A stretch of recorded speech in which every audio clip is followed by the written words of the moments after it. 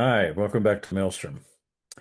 Today, our topic is the cringe culture that permeates Gen Z and other groups. From my view, as a boomer, it was about trying to find ways to be embarrassed, did something dorky or something like that. And that's the full of my knowledge.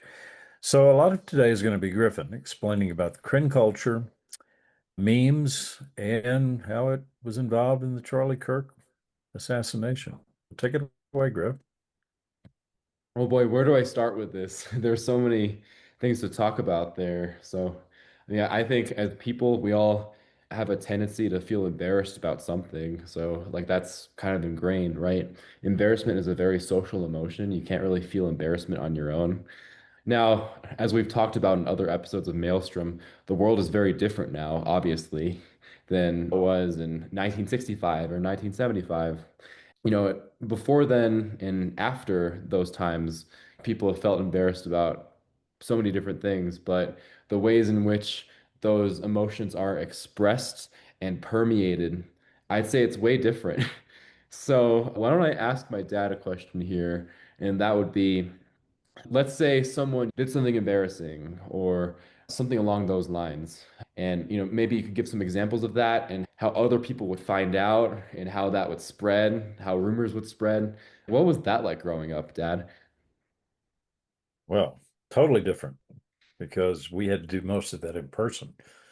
If someone was a creep, they would probably be called creepy, or if they were bad, maybe a punk or something that was in the genre of the idioms for that period. Every generation has to find a way of expressing their identity in their own signs and language. It's accelerated drastically for Gen Z because of social media. It's the unspoken rules that Gen Z follows where they can say something is out of line or not in the parameters of what Gen Z communication. Can they do it in what would look like to generations like me code? Griff, explain what cringe means to you and give a couple of examples. Right. In the digital world, of course, things could be spread around globally. So, and sometimes these could be the most extreme examples of, you know, different contexts, whether it's outrage or really good news, but that's less common in this rage baiting economy that we're in, or these social media platforms that incentivize negative emotion. I think a part of that negative emotion is cringe, which is secondhand embarrassment in the online context.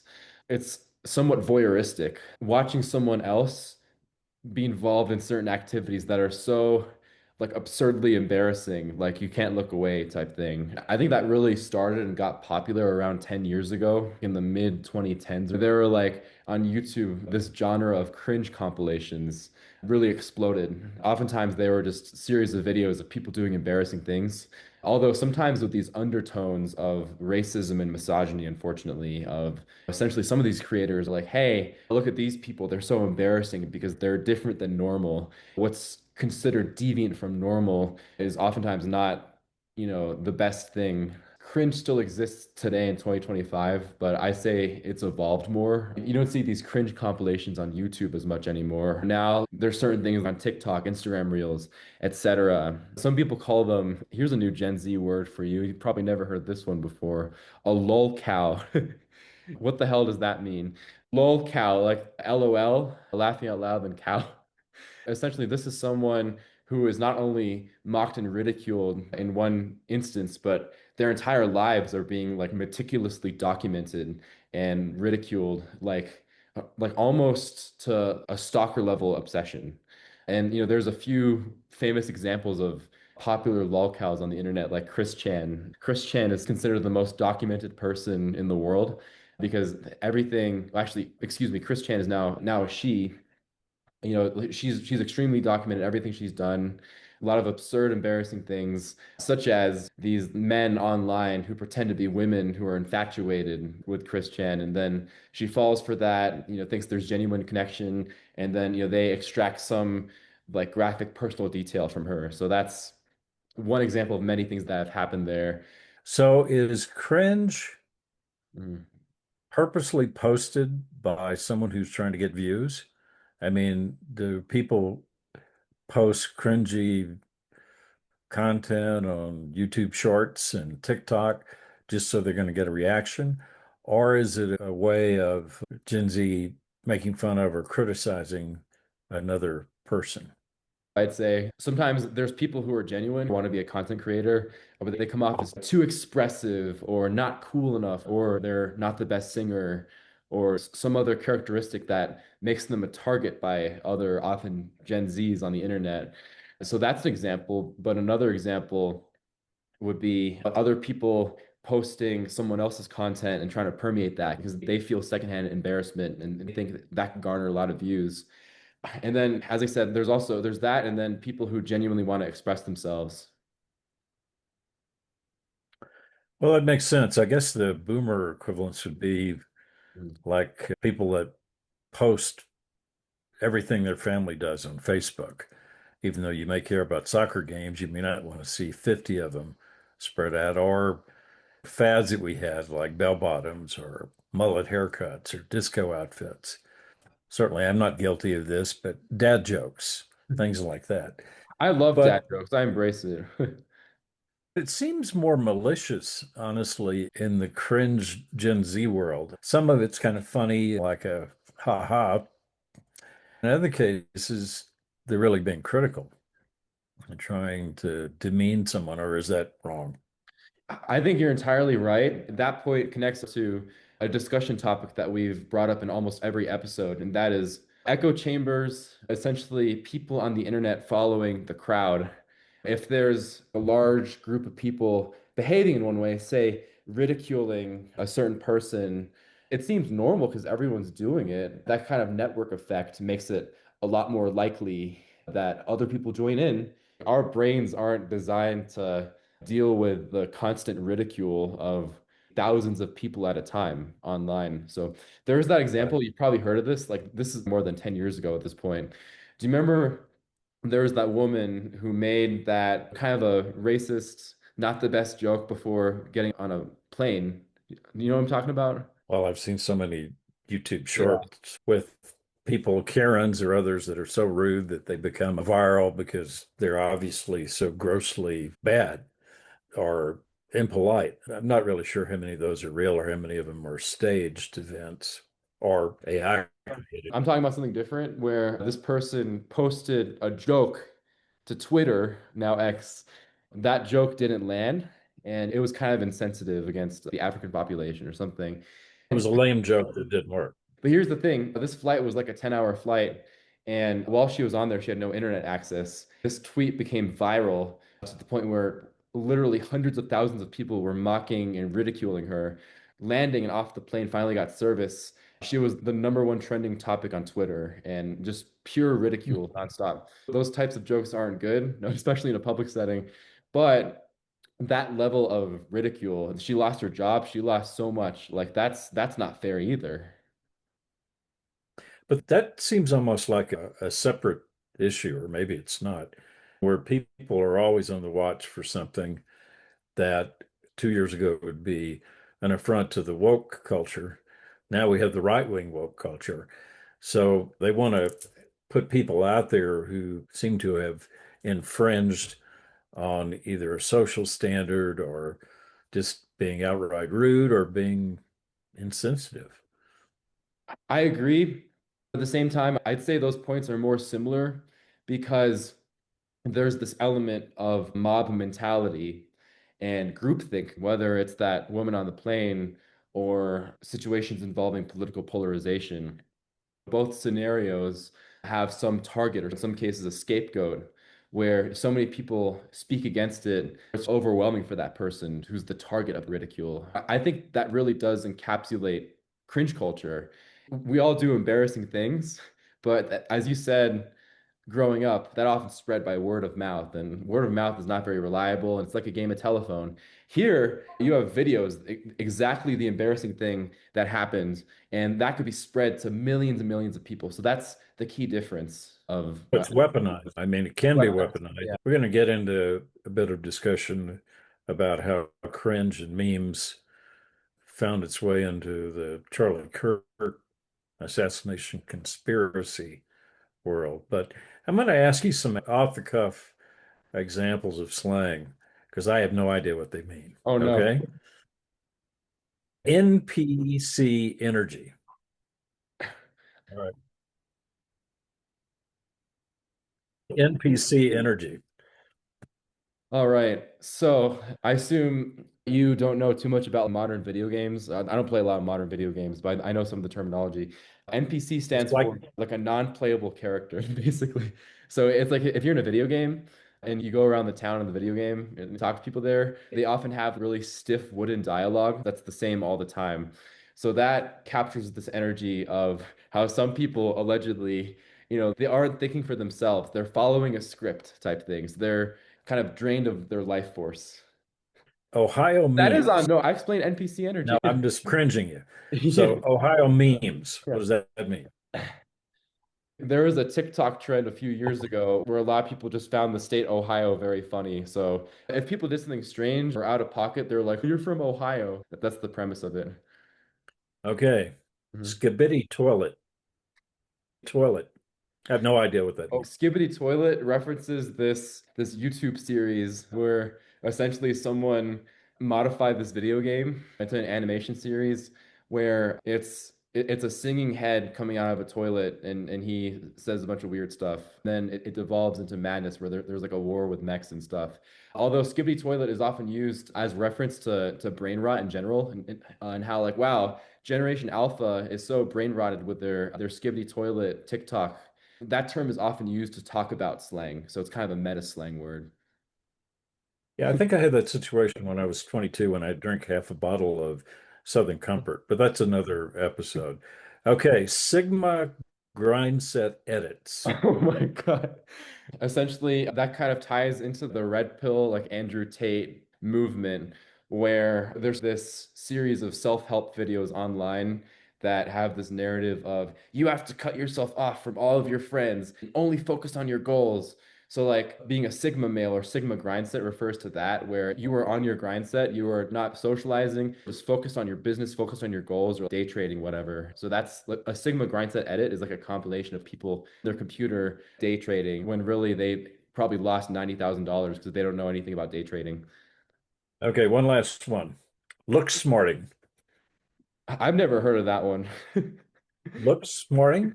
I've never heard of No. that one. Did you make it Um, up?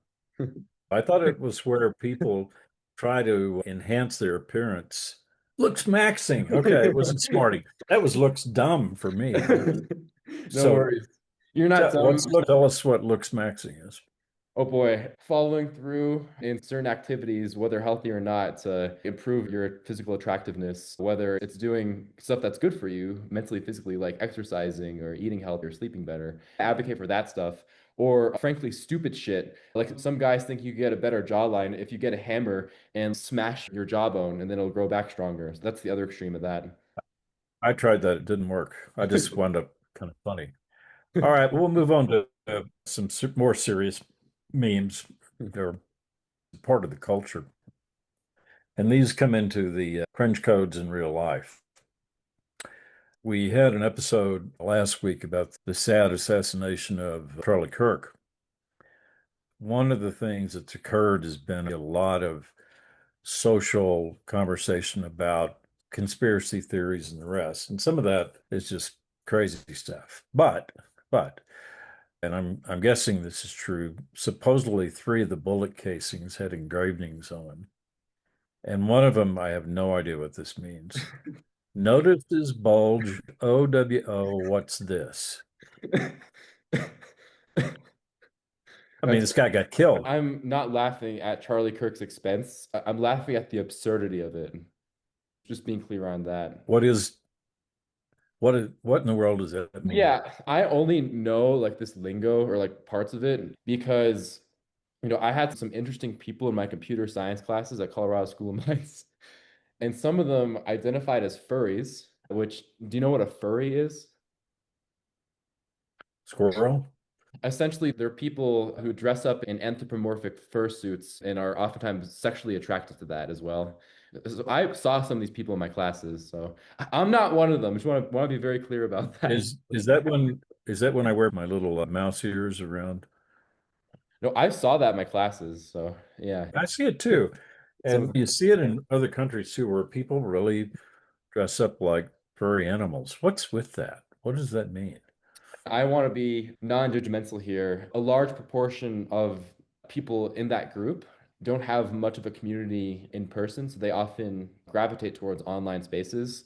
There's oftentimes people who meet each other who have those interests within like places like Discord, the other online avenues, and they grow those feelings and maybe attractions to anthropomorphic animals by spending a lot of time online. I'm not saying this to be rude. There's a higher proportion of autism in that crowd as well. What's becoming interesting is that kind of culture is becoming more mainstream now. Not entirely mainstream, but it's becoming more visible as seen in the engravings and the Charlie Kirk bullets. So I guess people out there could either date Mhm. and marry a ChatGPT or they could marry a furry creature. Or both. Yes, or both, yeah. Put Okay, well, ChatGPT here's into that. Yeah.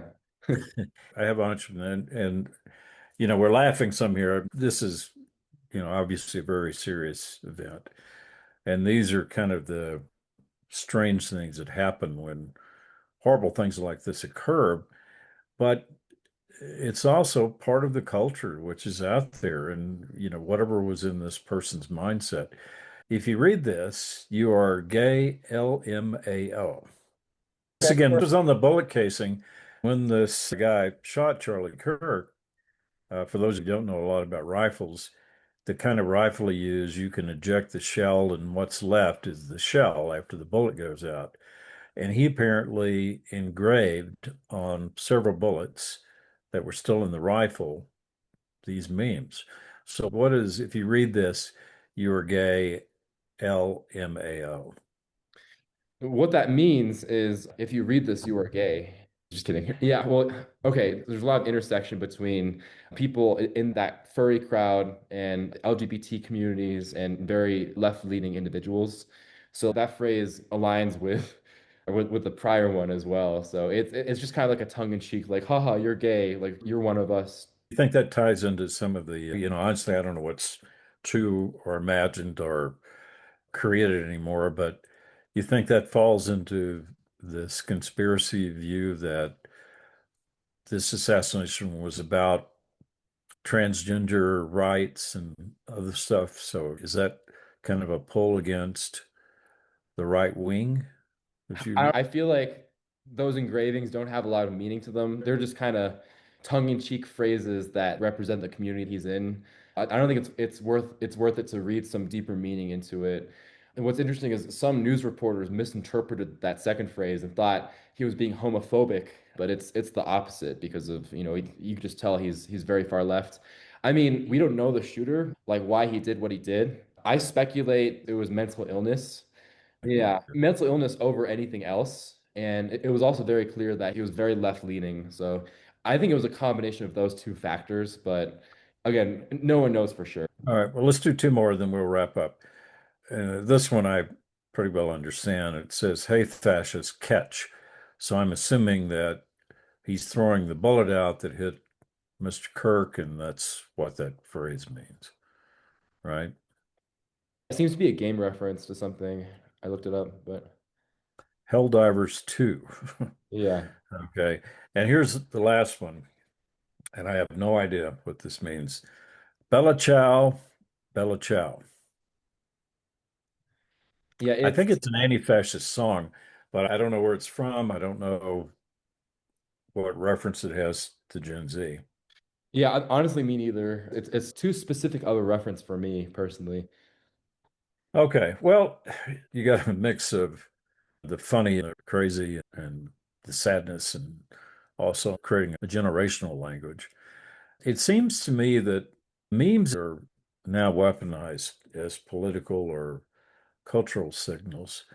And also, I do believe boomers or maybe Gen X don't understand what they mean. So it's like a secret language within Gen Z and Gen Alpha. That always happens when there's an in-group or out-group, whether it's generational or you're in the same friend group, fraternity, sorority, whatever. It's natural to have your own lingo.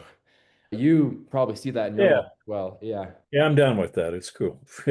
So, I think the bigger issue for Gen Z is a window to the darker stuff in the Gen Z culture. A lot of it has grown from gaming and the other things we've talked about in our other episodes.